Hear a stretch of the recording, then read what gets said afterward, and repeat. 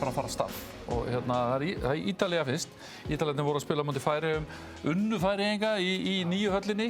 Töpuðu seinni Pólverjar og Ungverjar, við þekkjum þessar þjóðir. Og ég ætla bara að segja, ég er búinn að fylgjast með íslenska karlalandsliðinu í handbolta síðan ég man eftir mér. Ég segi það undanförnum 10-15 árum þá hefur oft á tíðum ekki verið innistæða fyrir bjartsýni. Það hefur verið keyrð upp ofur bjartsýni. Ég verð að segja það alveg svo frekar raunsær maður, að þetta er besta tækifærið okkar og besta landslið sem við höfum átt núna síðan við unnum bronsið á EM. Já, og 2012 þannig að Ólympíuleikunum var það lið, Já, það er náttúrulega bara fórum við það, sko. Það sem ég held að við séum Það er ekki að tapa fyrir...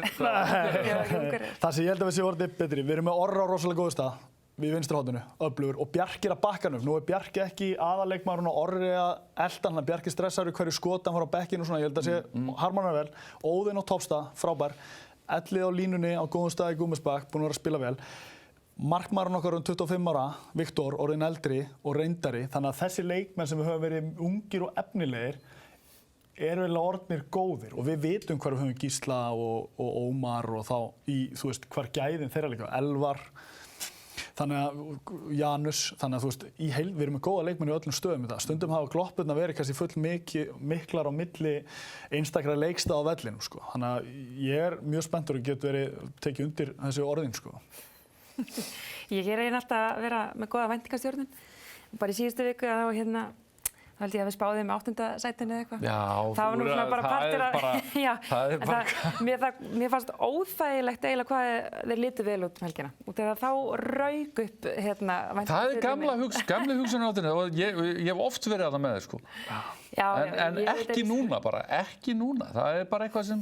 Já, og líka bara þess að við tölum riðilinn og milliriðilinn, auðvitað er þetta svona lið sem að kannski, já, sem að við hreinlega bara henda okkur vel eða í það minnsta ekki jafn illa eins og við sleppum við bestu þjóðirnar.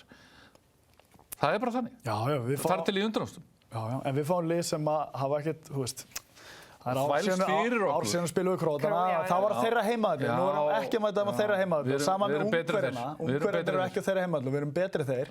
Við þurfum að vinna þessar tvær þjóðir, en við spilum við Svíana sem eru mjög sterkir. Ég myndi veðja á okkur í öllum leikjum nema móti Dönum. Við getum unnið allar þjóðir nema Dani. Mér finnst bara, við erum á kassanum. Væntingarnar hérna. Ég held að segja þetta 10 þjóðir sem hugsa þetta líka, við getum unnið allar nema Dani.